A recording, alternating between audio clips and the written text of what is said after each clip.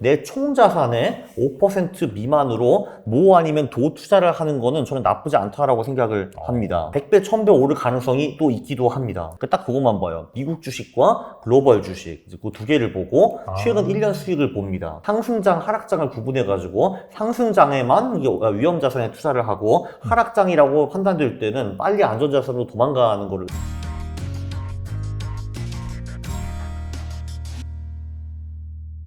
강한국 작가님 모셨습니다. 안녕하세요. 안녕하세요. 네. 작가님 최근에 또 이렇게 원래 이제 퀀트 투자 전문이셨는데 네. 파이어족 전문으로 또 이렇게 최근에 많이 출연을 하시더라고요. 네. 네. 그리고 뭐 3%도 나오시고 하시면서 네. 또 이렇게 스타가 되셨는데 작가님 모시고 또 투자에 대한 팁 플러스 네. 또 파이어족이 되기 위한 여러 가지 재테크 팁 그런 너무 부분들을 좋습니다. 네. 알아보도록 하겠습니다. 네. 네, 뭐 한번 파이어 한번 하시면서 시작해주세요. 그렇죠. 이게 바이브가 있어야 돼요. 이렇게 하는 겁니다. 알겠습니다. 알겠습니다. 그리고 그렇죠. 사실 뭐 파이어 책을 쓴 이유는 사실 뭐냐 하면은 우리가 투자를 하는 궁극적인 목적은 다 경제적 자유잖아요. 그렇죠. 그래서 이제 제가 경제적 자유를 달성을 하고 나는 이제 내가 어떻게 하는지 알겠다. 근데 다른 사람들은 어떻게 했을까 궁금해지더라고요. 그래서 제가 20명을 인터뷰를 해가지고 그 내용을 긁어 모았는데 사실 뭐 나만 궁금하지는 않겠지. 사실 거의 모든 사람들이 이거 관심이 있을 것 같아가지고 책으로 펴낸 거죠. 그거였습니다. 알겠습니다. 그리고 이제 작가님 본인께서도 파이어를 하셨잖아요. 네. 그리고 타 방송에서 보니까 이건 제가 뭐 어떻게 내용을 구체적으로 본 건 아닌데 네. 뭐 썸네일을 보니까 네. 60억 자산가 뭐 이런 식으로 나와 있던데 투자는 몇 년에 하셨고 그렇다면은 뭐 얼마의 원금으로 또 수익률이 얼마 연평균 수익률이 얼마가 돼서 이렇게 됐는지 좀 궁금하긴 하거든요.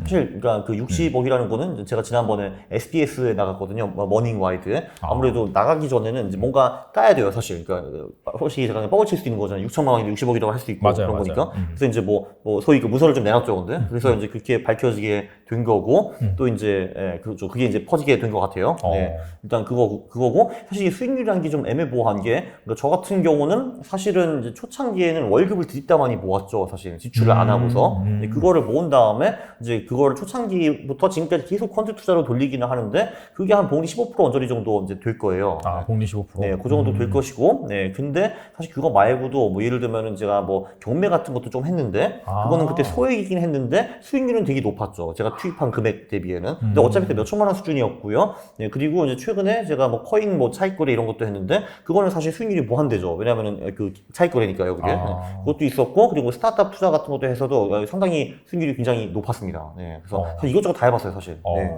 그래도 메인은 어차피 이제 퀀트 그런 알고리즘을 통해서 매매하는 주기적으로 매매하는. 사실 그 퀀트 투자가 이제 제가 제일 오래 하긴 했어요. 한 16년 정도 했는데 근데 사실 이제 그 벤저민 그레이엄 같은 사람도 사실은 퀀트 투자자거든요. 근데 알고 보니까 그 게이코라는 기업 하나에서 사실 엄청 챙겼어요. 이게 이 사람이 보면은. 네. 네. 게이코라고 하면 그 보험회사 말씀하시는 네, 거죠? 맞아요. 네. 워렌 버핏 그걸로 많이 벌었잖아요. 네, 맞아요. 그것도 많이 벌었죠. 근데 사실 저 같은 경우도 이제 액수만 하면은 그 스타트업을 통해서 가장 많이 번 것 같아요, 사실은. 그렇죠. 그렇게 해서 한 15년 정도 네. 투자를 투자는 하시고 15년 동안, 16년 동안 계속 하고 지금도 계속 하고 있죠, 그거. 계속 연구하고 있고. 그렇게 하고 이제 작년에 파이어하셨나요? 그렇죠. 작년 7월입니다. 네. 지금 한 1년 돼가네요. 네. 알겠습니다. 아무튼 간에 이게 직장생활 하시면서 네. 투자도 병행을 하셔서 결과적으로 한 15년 정도? 네. 그 정도 만에 이제 파이어를 하신 거잖아요. 예.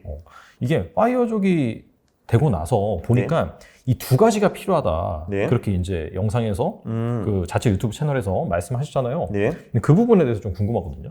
사실 뭐 두 가지로 될지는 사실 잘 이제 모르겠고요. 뭐 일단은 제 생각에는 네 자신을 알라가 굉장히 중요한 것 같아요. 제 생각에는. 네. 그러니까 사실 그게 사실 모든 거에 가장 중요한 핵심인데 왜냐면은 사실 파이어족이 되는 거는 사실 그 세 개밖에 없어요. 지출을 줄이고 수입을 늘리고 그 남는 돈을 투자 잘하자. 사실 그거밖에 없거든요. 근데 지출을 줄이는 것도 사실은 내가 어떤 지출을 정말 필요로 하고 이제 좋아하는가 이거에 대한 컨센서스가 나와 있어야 돼요. 뭐 예를 들면은 어떤 사람은 여행은 나 무조건 가야 돼요 하는 사람도 있고 근데 딴 사람은 여행 사실 굳이 그렇게 썩 좋아하지도 않는데 딴 데를 다 가니까 나도 가야지 뭐 이런 사람들도 있거든요. 근데 그러면은 전자의 경우에는 여행이 현명한 소비이고 후자의 경우에는 아니라고 생각을 합니다. 그래서 지출 같은 경우에도 내가 도대체 무엇을 중요시 하는가 그게 나와야지 지출을 효과적으로 줄일 수 있다고 생각을 하고요. 그리고 수입 같은 경우도 사실 수입을 높일 수 있는 방법이 여러 가지가 있죠. 본업도 있고 부업도 있고 이직도 있고 아니면 그걸 다 섞어서 하든지 뭐 이런 방법도 있는데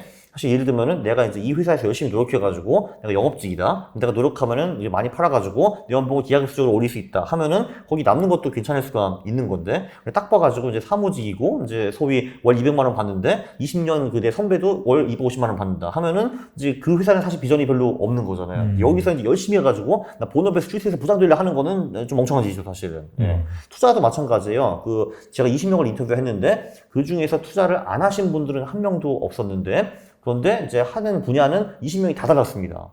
그러니까 주식 하시는 분도 있고, 부동산도 있고, 코인도 있고, 다 합쳐서 하신 분도 있고, 그러니까 주식 내에서도 뭐 퀀트, 가치 투자, 뭐 데이 트레이더, 뭐 그 차익 거래, 뭐 별의별 방법이 다 있었거든요. 근데 결국 그것도 그 나한테 결이 맞는 그 방법을 찾아야 되는 거거든요. 네, 그게 일단 중요하다고 생각을 하고, 네. 근데 이제 한국 사회에서는 안타깝게도 내가 뭘 잘하고 내가 뭘 원하는지 모르는 경우가 굉장히 많은 것 같습니다. 왜냐하면 학교나 부모님은 그냥 공부에 임마로 끝나거든요. 네. 그렇죠. 근데 안타깝게도 이 공부에 재능이 있는 학생은 전체의 10%밖에 안 돼요. 제가 보기에는. 왜냐하면 소위 그 상위 10%만 좋은 학교 가잖아요. 나머지 그렇죠. 90%는 뭐 잘 알아주지 않는 학교에 이제 가게 되는 거고. 네. 그래서 그거 좋아. 그러면은 내가 뭘 잘하고 내 재능이 뭔지 찾아야 되는데, 네. 그때 리스크 관리 플러스 추세 추종이라는 것이 이제 들어오는 것 같습니다. 그게 뭐냐면은 리스크 관리라는 거는 일단 관심 있는 걸 작게 한번 시도를 해보는 거예요. 시작을 해보고. 근데 그게 해봤는데 잘 안 돼요. 그럼 빨리 손절을 하고 다음 걸로 넘어가는 겁니다. 그거를 몇 개 하다 보면은 결국은 뭔가 자기를 맞는 게 찾게 되거든요. 그래서 이제 클릭해가지고 성과가 곧바로 나오기 시작했다 하면 그래 이거다 하면은 그때 에너지와 시간과 돈을 집중적으로 쏟아붓는 거죠. 사실 그런 식으로 대부분 부자들이 부자가 된 것 같습니다. 왜 우리가 위인전을 보면은 거기 뭐 나는 어릴 때부터 장군이 되고 싶었습니다. 정치인 되고 싶었습니다. 부자가 되고 싶었습니다 하는데 그거 제가 보기엔 다 개뻥이고 그냥 대충 이게 살다 보니까 이제 그 길에 접목하게 된 거예요. 근데 그 접목해가지고 기회를 잡았다면 물고 늘어져가지고 거기에 올인을 하신 거죠 이분들은. 그래서 성공했다고 저는 생각을 합니다. 네. 이게 약간 위인전이 좀 바뀌어야겠네요. 왜냐면 이게 은연중에 그 어렸을 때부터 그런 거 있다 보니까 네. 이 사람은 날 때부터 정말 장군이었구나. 이 사람은 날 아니, 때부터 그러니까 아닐걸요? 과거 네네. 국제였구나. 그쵸. 그러니까 그런 인식을 갖게 해가지고 네. 그게 잘못된 거래요 사실. 그렇죠. 사실 뭐 록펠러도 뭐 석유로 성공을 하시긴 하셨는데 네. 그 이제 본인은 이제 돈을 많이 벌어야겠다는 강력한 욕심은 있었지만 사실 그게 굳이 석유로 안 가도 됐었거든요. 제가 보면 그 사람은 딴 거에서 다 벌었어요 사실. 근데 어쩌다 그때가 이제 시기가 19세기 뭐 중반이었고 우연히 그때 뭐 미국 그때 뭐 석유가 펑펑 터지기 시작했고 그래가지고 석유왕이 되신 거죠 사실은. 네, 저는 그냥 굉장히 많은 사람들의 성공에는 우연과 운이 포함되어 있다고 생각을 하는데, 근데 일단 어쨌든 운이 아른아른 하면은 그걸 꽉 물고 잡아가지고 그쪽에 전력 투구를 하시는 거는 분명히 그분들의 노력이고, 그 성공의 노하우죠 사실은. 네. 그러니까 사실 그 개인 입장에서는 계속해서 도전을 할 수밖에 없겠네요. 네, 자기가 그렇죠. 맞는 걸 찾기 위해서. 네. 근데 또 중요한 거는 사실 이 사람이랑 전혀 안 맞는 길인데 성과가 전혀 없는데도 그거를 물고 늘어지고 3년, 5년, 10년 해가지고 인생을 허비하는 사람도 은근히 굉장히 많습니다. 사실 뭐 사법고시도 한두 번 보고 실패하면 포기해야죠. 그럼 딴 거 가야죠 사실은. 그러니까 물론 9번, 10번 해가지고 성공하신 분도 요즘 뭐 유명하신 분 한 분 계시지만 그렇죠. 근데 이제 그분은 진짜 예외잖아요. 딴 분들은 못하잖아요. 사실 99% 실패했잖아요. 그래서 네. 그렇죠. 그럼 그궁금한 게 작가님 같은 경우에도 원래 네. 그러면 퀀트 투자를 이렇게 하신 건지 나는 내 천성은 퀀트다라고 해서 하신 건지 아니면 투자 어떻게 하시게 됐어요? 예, 그죠. 투자는 제가 2004년부터 시작을 했어요. 그때 제가 대학생이었는데, 피터 린치 책을 먼저 봤죠. 그래서 진짜, 투자가 이렇게 간단한 거야 하면서, 제가 평생 가보지도 않았던 몰 같은 데도 가보고, 시내 나가기도 해가지고, 어떤 자기 사람들 만나고 이런 것도 다 보고 했거든요. 초창기는 그렇게 했어요. 그 다음에 2006년에 제가 대학 졸업을 할 때 논문을 쓰라고 하더라고요. 그래가지고, 저는 그때 관심사가 주식밖에 없었으니까, 주식 논문을 쓰겠습니다. 하니까, 교수님이, 그래, 좋아. 이 논문 몇 개 읽어보고, 너 비슷하게 써. 뭐 이런 식으로 한 거예요. 그래서 읽어보니까 그때 놀랐던 거죠. 아니, 교수들이 진짜 뭐 무슨 주식을 언제 사고 언제 팔고 하면은 뭐 대충 얼마가 남고 이런 논문들을 쓰는 거예요, 사실. 그런 논문들이 되게 많거든요. 그래서 그때 충격에 빠졌죠. 이런 게 다 있어? 해서. 그래서 저는 졸업을 한 다음에 거기에 있는 거를 그대로 적용을 해봤죠. 왜냐면은 제 입장에서는 그게 너무 당연했거든요. 여기 다 써있잖아. 어떻게 해야 되는 건지. 그래서 그냥 한 거죠, 여기. 방법론이 워낙 명확하니까. 그렇죠. 네. 그러니까 뭐 아주 심플하게 진짜 뭐 PBR과 퍼가 낮은 기업에 뭐 투자를 하라. 그 다음에 1년 동안 갖고 있다가 바꿔라. 뭐 이런 거잖아요. 근데 뭐 공리 뭐 20% 넘는다 하면 해가지고 야 20%는 큰 돈이잖아. 야 하자. 이렇게 한 거예요. 그게. 그러면 결과적으로는 네. 그렇게 논문을 통해서 퀀트 투자의 길로 접어들었고 그쵸. 실제로 해보니까 수익이 잘 났고 나랑 네. 맞았다. 지금도 기억 나요, 그거. 되게 신기해요. 네. 요즘도 저보다도 더 크게 하시는 분들도 많아요. 그 진짜 소형주 퀀트만 수십억 돌리시는 분들 이제 여러 번 봤어요, 지금. 예. 약간 코스닥 종목 그런 종목들. 네, 맞아요. 예, 진짜 소형주로. 예. 시가총액 하위 10%, 20% 그런 기업들. 예. 그런 기업들은 대부분 사람들이 소위 듣보잡주라고 안 건드리려고 하거든요. 왜냐면은 그런 기업들을 이름을 보면은 한 정상적인 사람은 8, 90% 몰라요. 이 도대체 뭐 하는 기업인지. 그래서 이제 소위 안 하게 되는 경우가 많은데 그런 데서 사실 수익이 엄청나게 많이 발생하거든요, 이게. 네. 그렇죠. 그래서 그 소형주 효과는 계속 유효한 것 같고, 조금 전에 말씀드린 뭐 가치, 그러니까 그 PBR 퍼, 뭐 PCR, PSR 이런 것들도 되게 잘 되죠. 네. 그리고 물론 100% 콘트만 한 게 아니라 네. 뭐 경매도 하셨고, 그다음에 네. 뭐 스타트업 투자도 하셨고, 네. 그다음에 뭐 코인 그런 관련 거래도 하셨잖아요. 즉 그렇게 어떻게 본다면은 이건 좀 위험하고 사기처럼 보이는 네. 자, 그런 데에도 투자할 필요가 있다. 네. 그렇게 이제 말씀하셨잖아요. 여기에 대해서도 좀 설명해 주시고, 그럼 한 몇 퍼센트 정도 투자를 해야 되는지. 네. 일단 뭐, 그 말은 이제 제가 한 말이 아니고, 이제 그 알렉스 오라는 친구가 말을 한 건데, 이 사람이 그 제가 인터뷰한 사람 중에서 최연소 파이어예요. 지금 26세인가 그 정도밖에 안 됐거든요. 와. 15살에 투자를 시작해가지고, 지금 나이 벌써 20억이 넘었어요, 이 친구가. 네, 근데 그 친구가 한 말이에요. 그 한마디로, 지금 이제 소위 비트코인 같은 경우는 그래도 사람들이 인정할 만한 단계에 올라왔잖아요. 근데 그게 완전 그쵸. 쓰레기는 아니다, 뭐 이런 식으로. 네, 네. 네. 물론 버핏은 인정 안 할지 모르지만, 어쨌든. 그래서 근데 비트코인도 한 5년, 10년 전에 완전 진짜 완전 이제 사기 비슷한 거였잖아요, 사실. 그렇죠, 네. 아무도 모르기도 했고. 네. 그런데 사실 이게 내 총 자산의 5% 미만으로 모 아니면 도 투자를 하는 거는 저는 나쁘지 않다라고 생각을 합니다. 왜냐하면은 그게 진짜 솔직히 말해서 모보다는 도 가능성이 더 높기는 하죠. 그럼 그 돈 날렸어요, 근데. 그렇다고 해가지고 당연히 짜증은 나겠지만 내 인생이 크게 바뀌지는 않거든요. 내 총 자산의 5%, 1억 중에서 500만 원이니까요. 네, 그런데 이 아무 생각도 없이 투자했던 그 500만 원, 그 소위 그 5%가 진짜 100배, 1000배 오를 가능성이 또 있기도 합니다. 네. 왜냐면 나중에 이게 쓰레기가 아니고 이제 사기가 아닐 수도 있는 거거든요. 그러면은 무조건 그냥 처음에 먼저 들어갔던 사람이 이기는 거예요. 네. 그러네요, 진짜. 그렇죠. 근데 만약에 그게 알고 보니까 이제 도가 아니고 뭐였어요? 그러면은 이제 그게 인생이 바뀌는 겁니다. 네. 그 500만 원이 5억, 50억이 될 수도 있는 거거든요, 사실. 그렇죠. 알겠습니다. 확실히 좀 네, 근데 물론 몰빵하면 당연히 안 되죠. 그렇죠. 내 종자산을 몰빵을 했는데 그게 이제 도가 됐어. 그럼 이제 그럼 다시 시작해야죠. 빵원으로. 네. 확실히 좀 제가 맞죠. 만나본 부자들 같은 경우에도 네. 뭔가 새로운 게 나타나면 배척하는 게 아니라 네, 일단은 일단 위험을 좀, 감내를 하고 좀 뛰어들어서 경험을 해보더라고요. 예, 맞아요. 왜냐면은 일단 내 돈이 들어가지 않으면 공부를 원래 안 하게 돼 있거든요. 그쵸, 사람은. 맞아요. 네, 왜냐면은 사실 세상에 할 게 굉장히 많기 때문에 이제 우선순위가 당연히 밀릴 수밖에 없어요. 내 돈이 안 들어가 있으면. 네. 그래서 일부러라도 조금이라도 돈을 넣어보는 것 같기는 합니다. 그리고 이제 어차피 메인은 이제 퀀트 투자시고, 자, 그래서 궁금한 게 그 네. 복리 수익을 꾸준히 내셨잖아요. 네. 여러 가지 퀀트 전략이 있습니다. 그리고 과거에도 저희 채널에 한번 출연하셔서 다양한 전략을 소개시켜 주셨는데, 네. 그 채널에다가 그 계속해서 매월마다 올리시는 그런 그 동적 자산 배분, 동적 자산 배분. 네. 여기에 대해서 좀 설명해 주세요. 동적 자산 배분이라는 거는 아주 쉽게 말해가지고 최근에 수익이 좋았던 자산을 사고 최근에 수익이 안 좋았던 자산은 팔고 안전 자산으로 도망가는 전략이라고 보시면 될 것 같아요. 그러니까 사실 뭐 되게 심플한 거예요. 그래서 뭐 그 중에서 예를 하나 들자면은 네. 가장 간단한 전략이 그 듀얼 모멘텀 전략이라고 있습니다. 듀얼 모멘텀 전략은 딱 그것만 봐요. 미국 주식과 글로벌 주식 그 두 개를 보고 최근 1년 수익을 봅니다. 그래서 네. 이제 최근 1년 동안에 둘 중에서 누가 더 많이 올랐나 해가지고 그 많이 올라간 놈에 들어가는 거예요.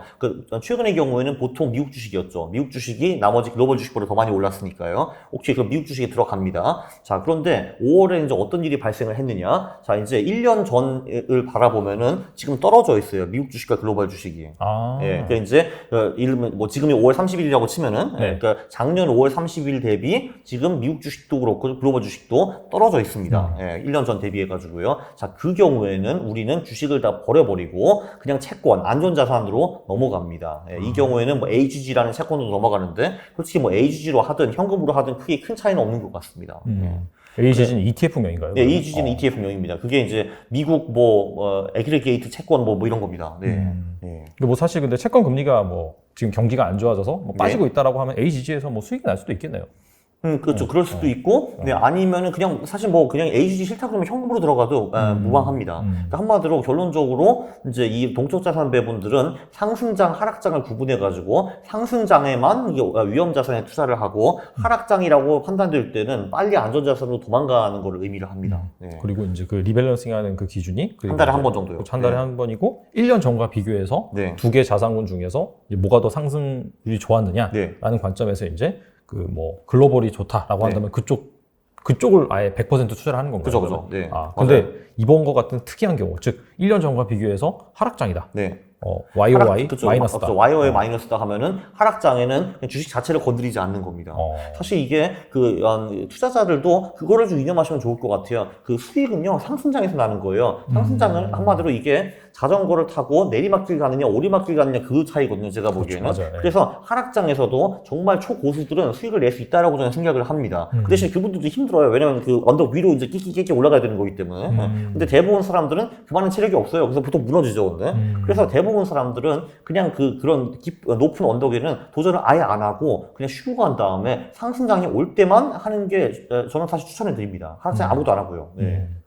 근데 사실 뭐 이 얘기대로라면은 네. 지금은 이제 주식을 하면 안 되는 거잖아요. 그렇죠. 그렇죠. 그럼에도 불구하고 이 주식 투자를 계속해서 하고 계신 분도 많고 왜 할까요? 그다음에 네? 왜 할까요? 돈 벌라고. 아무렇잖아요. 네. 근데 이제 그런 거 있잖아요. 지금 상황이 네. 물론 이게 사후적으로 봤을 때는 네. 지금 하락장이라고 볼 수는 있지만은 네. 뭐 사실 지금 이 상황에서 어느 정도 바닥을 다지고 또 반등할 수가 있잖아요. 일단 뭐 가능성은 열어놔야 되니까. 그렇죠. 네. 그런 상황에서 지금 이제 그죠? 네. 인플레이션 때문에 이게 지금 현재 이 시장의 하락이 촉발됐다고 볼 수 있고 네. 그러다 보니까 하락장이 발생을 했습니다. 네. 근데 또 펀드 전략이 워낙 다양하다 보니까 네. 인플레이션과 하락장 이 두 가지 키워드가 만났을 때 네. 여기에서 또 꾸리는 만한 포트가 있다고 들었는데 네, 있습니다. 네. 거기에 대해서 말씀해 주세요.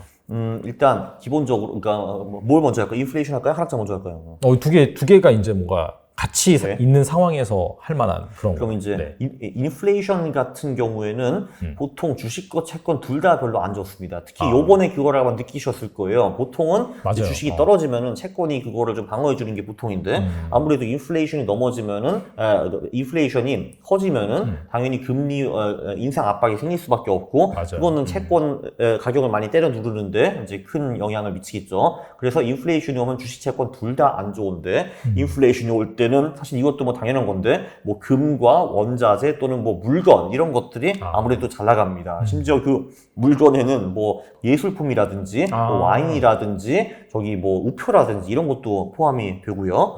예, 근데 사실 뭐 그건 당연한 거죠. 왜냐하면 사실 인플레이션은 돈 가치가 떨어지니까 그렇죠. 물건 값이 오르는 건 당연한 거고 그리고 원자재나 이런 것들이 가격이 오르기 때문에 인플레이션이 오는 거이기도 하니까요. 그래서 뭐 이것까지는 당연한 건데 여기서 놀라운 거는 바로 그 추세 추정 전략들이 보통 하락장에서 굉장히 잘 먹힌다라는 겁니다. 추세 추정은 조금 전에 말씀드린 동적 자산 배분과 굉장히 밀접한 관계가 있는데요. 한마디로 추세 추정은 최근 한 달, 석 달 또는 1년 동안에 요 자산이 올랐나 하면은 오르면은 매수를 하고 내렸다 하면은 공매도 하는 전략을 의미합니다. 그게 추세 추정 전략이에요. 네네. 그래서 예를 들면은 지금 상황 같은 경우는 최근에 오른 거는 원자재 정도밖에 없거든요. 그러면은 뭐 원자재 뭐 DBC를 이제 매수를 하고 요즘에 크게 많이 떨어진 뭐 S&P 500이라든지 나스닥을 공매도 하는 식으로 이제 투자를 하게 돼 있죠. 그게 추세 추정 전략이고요. 좀 놀랐던 게, 최근에 폴 튜더 존스가 인터뷰를 했습니다. 이제 이 양반이 그 마켓 위자드, 그러니까 시장의 마법사 중에 한 명이고, 1970년대부터 계속 투자를 하신 분이죠. 정말 살아있는 전설이죠. 50년 동안 직접 투자를 하셔가지고, 어마어마한 부를 축적을 하셨으니까요. 그래서 이분이 이제 뉴스에 나와가지고 그 똑같은 말을 하더라고요. 자, 폴, 우리 투자 어떻게 해야 돼요? 하니까, 요즘 진짜 너무 어렵다고. 이 매크로 환경에서는 뭐 되는 게 없다. 특히 주식과 채권 둘 다 쥐약인데, 그래도 네가 나한테 총을 들이대고서, 뭐 할 거야, 임마? 라고 하면은, 그럼 어쩔 수 없이 금 원자재, 그리고 요즘 사람들이 많이 안 쓰는 추세 추정이라는 걸 추정하겠다. 추세 추정은 뭐 향후 5년, 10년 동안에는 꽤 잘 먹힐 것이다. 뭐 이렇게 말을 하더라고요. 그러니까 변동성이 높아질 것이다. 변동성이 높아진다는 거는 정말 급상승, 급하락장들이 계속 쭉 나온다는 건데 추세 추정은 보통 이제 이런 급상승, 급하락장들을 좀 먹을 수 있습니다. 그 추세가 어느 정도 형성이 딱 된 상황에서는 그쵸, 네. 그 전략이 유효한 거고 아까 네. 말씀하셨는데 지금 같은 상황에서는 사실 채권이랑 주식 이런 거 안 좋고 원자재가 좋으니까 원자재 같은 경우에는 또 이제 ETF를 통해서 투자할 수도 있고 네. 방금 말씀하신 뭐 개인이 공매도를 못 한다고 하더라도 네. 인버스 이런 상품이 있으니까 네, 맞아요. 특히 미국 같은 경우도 뭐 예를 들면 SH 같은 그 ETF가 S&P 500 인버스 상품이니까요. 네. 네. 나스닥도 분명히 인버스가 뭐가 있을 겁니다. 네. 저도 찾아봐야 되고. 그거. 네. 분명히 있을 거예요. 당연히 있겠죠. 그냥 1배짜리가 아니라 2배, 3배짜리도 분명히 있을 것 같아요. 그것까지 제가 추천할 수 있을지 잘 모르겠는데, 한 배 하죠, 한 배. 그냥. 어, 네. 알겠습니다.